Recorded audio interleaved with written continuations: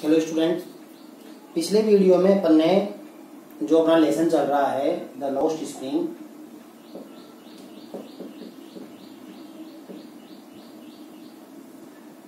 उसमें अपन ने पढ़ा था कि जो अनीस जंग राइटर है वो साहिब के साथ में कहाँ चली जाती है? सीमापुरी जाती है। तो जब सीमापुरी जाती है तो वहां जाने के बाद वहां की स्थिति को देखती है, वहां की परिस्थिति को देखती है।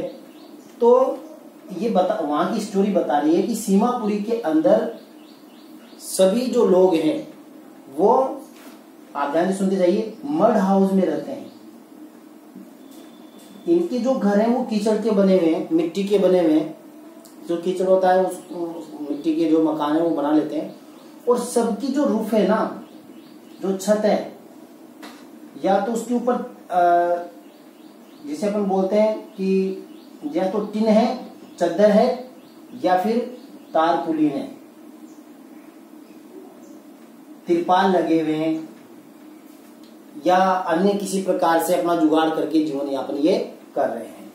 तो कच्चे मकान है, छत जो है टिन और तारपुलिन की है, और यहां पर कोई मतलब जो है सीवरेज लाइन नहीं है, सीवरेज लाइन नहीं है, रोड्स नहीं है, ड्रेन्स नहीं है, नालियां नहीं है, गंदे पानी की निकासी का कोई सिस्टम नहीं है, सड़कें नहीं है, रास्ते छोटे हैं, मकान एक जैसे हैं। जो वहां पर जो लोग रहते हैं वो एक ही प्रकार का जीवन जीते हैं। किसी का कोई स्टैंडर्ड छोटा बड़ा नहीं है, सबका एक ही काम है। ऑल आर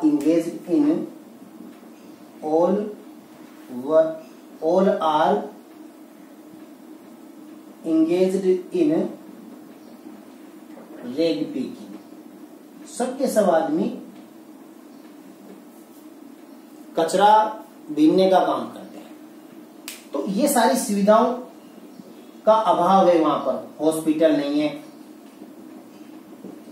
स्कूल्स नहीं है। तो राइटर ये ऐसी स्थिति देखकर, अच्छा लोग बड़े अनहेल्दी कंडीशन में रह रहे हैं, सबके सब लोग अनहेल्दी हैं, गंदे हैं, डर्टी है,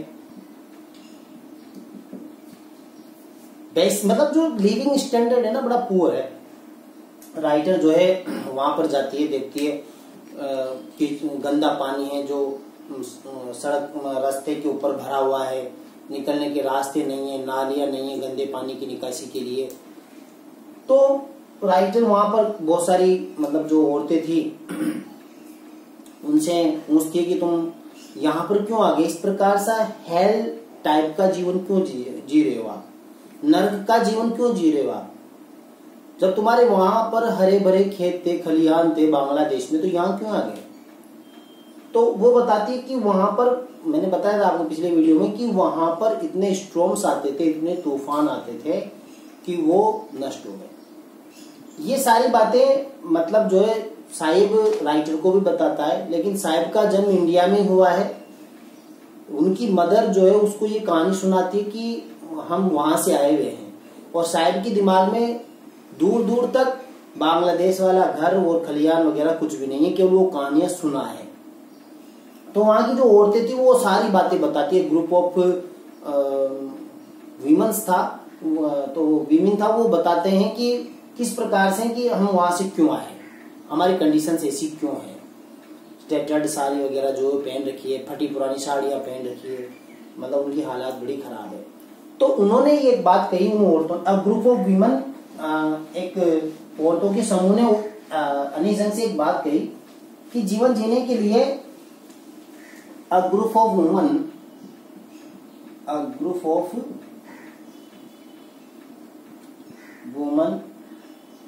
एक औरतों का समूह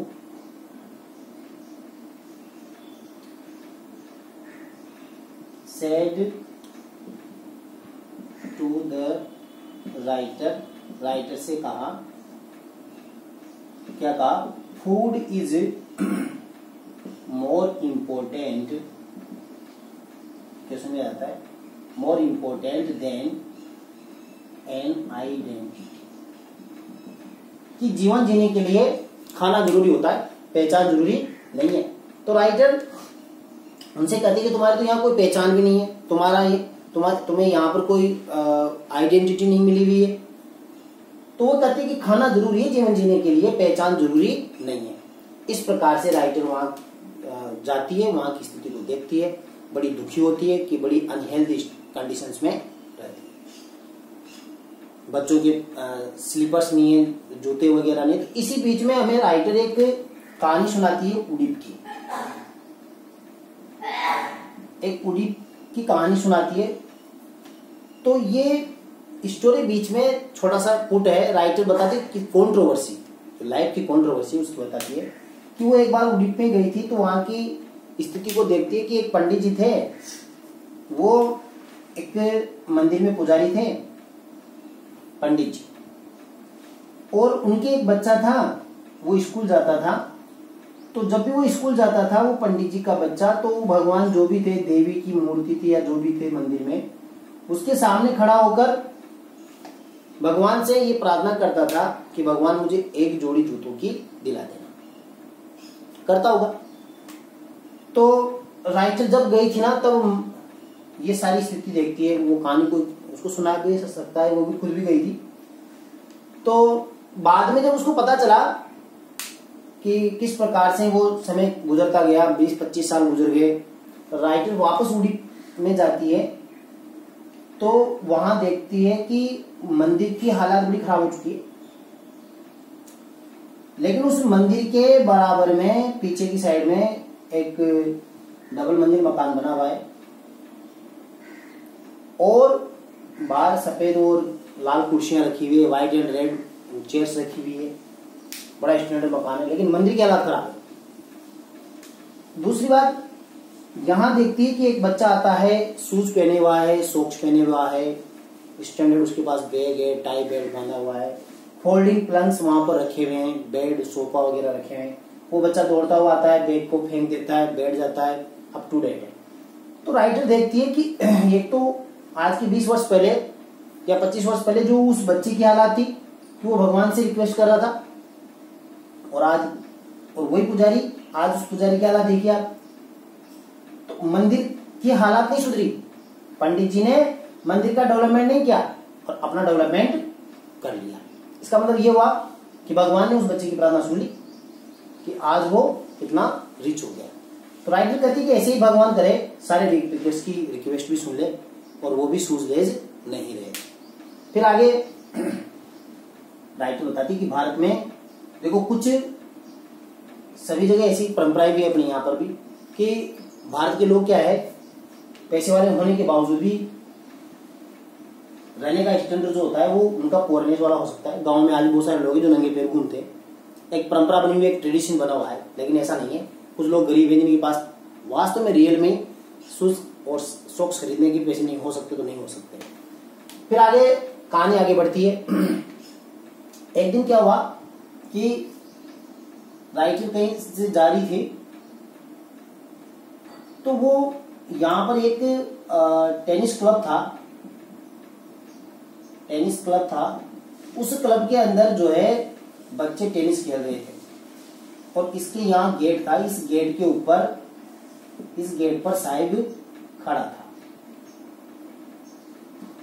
राइटर जब जाती है तो साहिब को देखती है। तो राइटर इन खिलाड़ियों को जो है खेलते हुए देखता है, टेनिस खेल रहे थे खिलाड़ी, और साहिब यहाँ पर खड़ा है। साहिब ने जब इन खिलाड़ियों को देखा तो साहिब की इच्छा होती है कि वो भी ऐसा गेम खेले। साहिब जो है उस दिन शूज पहने हुआ था और व्हाइट जो है शर्ट पहने हुआ था और नेकर पहने हुआ था।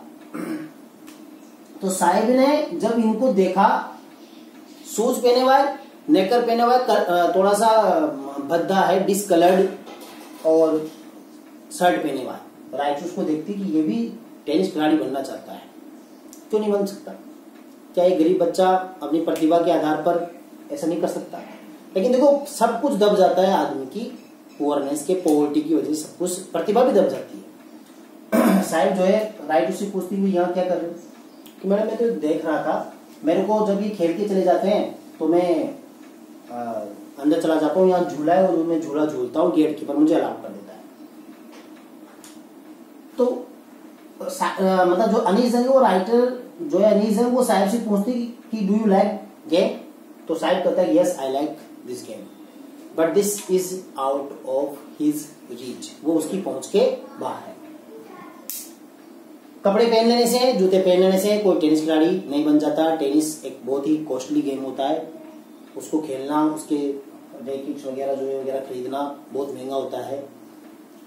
वो जो शूज पहने हुआ है उसने उसको बता भी दिए, तूने राइटिंग पूछा कि शूज कैसे प्राप्त किए, तो साहिब बताता है कि मैडम क्या हुआ था कि मैं कचरा बीन रहा था ना, तो मुझे ये शूज मिले हैं, किसी ने, ये डिस्कार्डेड शूज है, किसी ने इनको फेंक दिए। क्यों फेंक दिया? क्योंकि ये शूज नए लग रहे थे लेकिन उस एक शूज के अंदर थोड़ा सा होल हो गया, छेद हो गया, एक शूज में होल हो गया। इस वजह से किसी रिच बॉय ने, किसी धनवान लड़के ने दोनों ही शूज को फेंक दिया, एक होल का होना और दोनों शूज को फेंकना, और साहिब का ड्रीम पूरा होना हो गया। ये भी ड्रीम देखता था कि मेरे को भी जूते मिले, तो वो होल का होना साहिब का ड्रीम पूरा कर देता है। राइटर देखते कि देखो, एक तो वो धनवान लड़का जिसने एक छोटा सा छेद होने की वजह से दोनों जूते फेंक दिए, और ये होल उसको कोई परेशान नहीं कर रहा, ये आराम से पहन सकता है। जिस व्यक्ति के पैरों में जूते नहीं हो, अगर उसको एक छेद वाला जूता मिल जाए तो उसको वो कोई परेशानी उत्पन्न नहीं करेगा। चलिए, ये क्वेश्चन आ जाता है कि साहिब कौन सा गेम देख रहा था जब राइटर उससे मिलती है, तो टेनिस देख रहा था।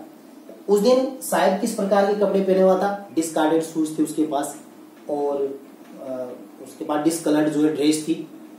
लेकिन ये जो सब था वो उसकी आउट ऑफ रीच के था, उसकी पहुंच के बाहर के था। अब जो सबसे इंपॉर्टेंट पार्ट आता है इस कहानी का, और क्लाइमेक्स भी है, साहेब राइटर से परिचित हो ही गया, राइटर उसको एडवाइस दी कोई तुम दूसरा काम कर लो, तो साहिब जो है उस राइटर की एडवाइस मान लेता है। राइटर की एडवाइस मानता है तो वो क्या करता है, एक टी स्टॉल है, साहिब जो है टी स्टॉल पर काम करने लग जाता है। अब ध्यान से सुनिए आप, बहुत ही इंपॉर्टेंट पार्ट है। टी स्टॉल पे काम करने लग जाता है। जब वो टी स्टॉल पे काम करता है तो एक दिन राइटर वहां से गुजर रही थी, तो साहिब उनको मिल जाता है। तो साहिब जो है, साहिब के पास में एक स्टील का कैनिस्टर है, मतलब एक स्टील का बर्तन है जिसमें दूध है, वो अपने कंधे पे लेकर उसको जा रहा है। तो राइटर उससे पूछते कि तुम ये क्या करने लगे? कि मैं चाय की दुकान पे काम करता हूँ और ये जो दूध है वो जो बूथ है वहां से मैं लेके आ रहा हूँ, जो डेयरी होती है वहां से लेके आ रहा हूँ, और मेरा मालिक है वो मालिक के अंडर में काम करता हूँ, मैं मालिक तो नहीं हूँ, चाय की दुकान है उस पे थड़ी पे मैं काम करता हूँ और वो दूर है, और मुझे 800 रुपीज मिलते हैं और दोनों वक्त का खाना मिलता है, फुल मील मिलता है। लेकिन ये सारी बातें बताता है जब वो राइटर को, तो राइटर बड़ी खुश होती है, लेकिन साहिब खुश नहीं था। क्यों नहीं था? ये क्वेश्चन क्या हुआ है, क्वेश्चन क्या था, is Sahib happy working at the tea stall? क्या साहिब चाय की दुकान पे काम करके खुश है? नहीं, साहिब खुश नहीं था। No, Sahib is not happy, Sahib is not happy working at the tea stall, working at the tea stall, चाय की दुकान पे काम करके साहिब खुश नहीं था। क्यों नहीं था? Because the steel canister is heavier than the plastic bag.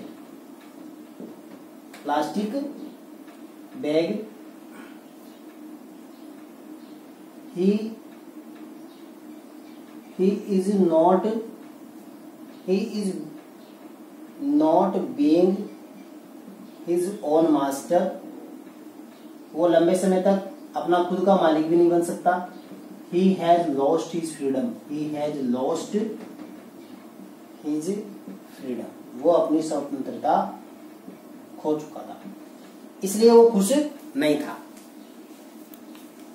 देखो ना तो स्टील का कैनिस्टर उसका था, और वो उसे उसकी जो प्लास्टिक का जो बैग था, जो वो कचरा एकत्रित करते समय जो वो लेके जाता था, उसे ये भारी भी था, वो खुद का मालिक नहीं बन सकता था, इसलिए वो खुश नहीं था। तो साहिब जो है खुश नहीं था। अच्छा, ये क्वेश्चन भी आया हुआ है बोर्ड में कि उसको कितने पैसे मिलते थे, तो 800 rupees at Sahib gets gets 800 rupees and full meal, पूरा उसको फुल मील जो उसको मिलता है 800 रुपये और पूरा खाना। अब इसमें एक इम्पोर्टेंट बात कहानी खत्म हो जाती है साहिब की। साहिब लास्ट में चाय की दुकान पे काम करने लग जाता है, वो अपनी स्वतंत्रता खो देता है।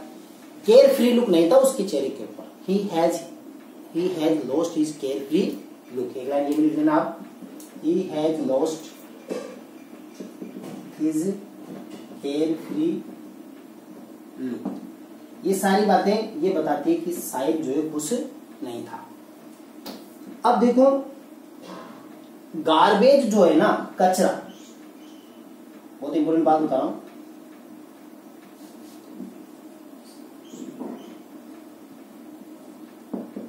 कचरा जो है इन रेग पिकर्स की लाइफ में बहुत इंपॉर्टेंट रोल प्ले करता है। अब देखो, गार्बेज का पेरेंट्स के लिए तो अलग मीन है और चिल्ड्रन के लिए अलग मीन है। पेरेंट्स के लिए तो क्या है, मीन्स ऑफ सर्वाइवल है, means of survival, means of survival है पेरेंट्स के लिए तो। और चिल्ड्रन के लिए something wrapped in wonder, something wrapped in wonder, बहुत इंपॉर्टेंट बात है। बच्चों के लिए कचरे का मीन अलग है और पेरेंट्स के लिए कचरे का मीन अलग है। बच्चों के लिए कचरे का मीन है समथिंग रैप्ड इन वंडर, और पेरेंट्स के लिए क्या है, मीन्स ऑफ सर्वाइवल है। तो क्या बात है, ये देखो समझने की चीज है।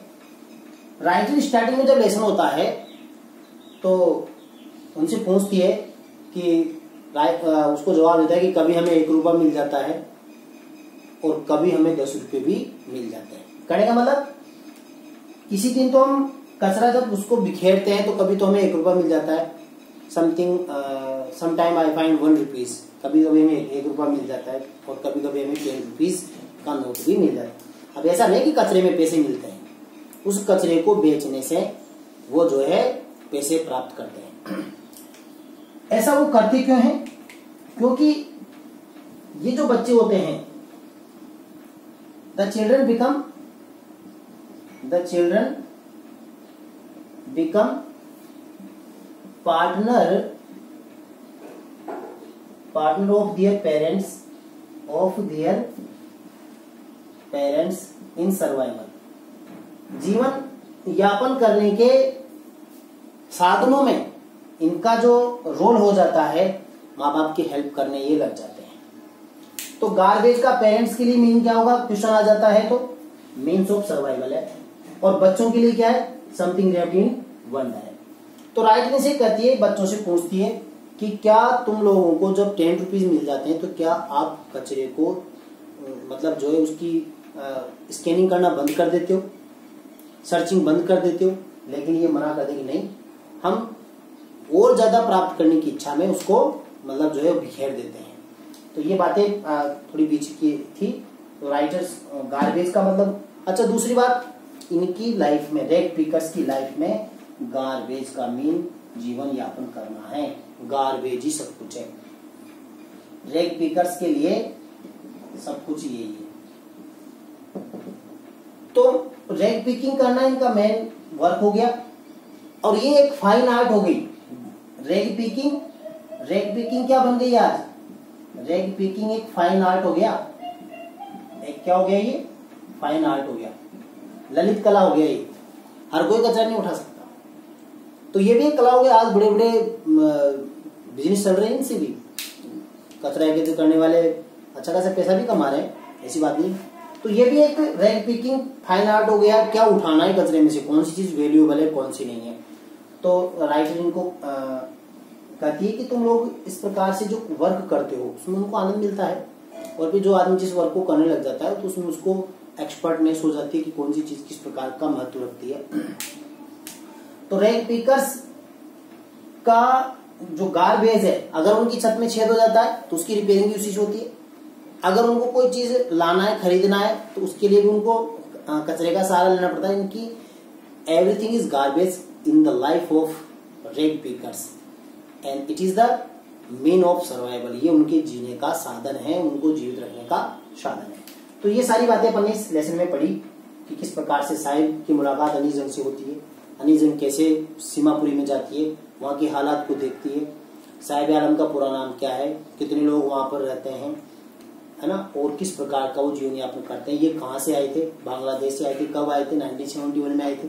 तो ये सारी चीजें मैंने आपको 1 बाय 1 करके इस लेसन की बताई। अब इसमें से जो क्वेश्चन बनता है, लॉन्ग क्वेश्चन जो बनता है सीमापुरी वाली स्टोरी में से 125 वर्ड्स का, बहुत इंपॉर्टेंट बात बता रहा हूं। तो कंडीशंस ऑफ डिस्क्राइब, तो उसमें क्या बनेगा? Describe in your own words, in your own words the conditions of Seemapuri की पूरी कहानी को समझाइए, पूरी कहानी का वर्णन, वहां की कंडीशंस के बारे में बताइए। बड़ा इंपॉर्टेंट क्वेश्चन है। नेक्स्ट वीडियो के अंदर अपन ये देखेंगे क्वेश्चन के बारे में। वैसे तो मैंने बता दिया आपको पूरी बातें कंडीशन ऑफ सीमापुरी के बारे में, लेकिन फिर भी आप एक बार अगले वीडियो के अंदर अपन इसके बारे में डिस्कस करेंगे।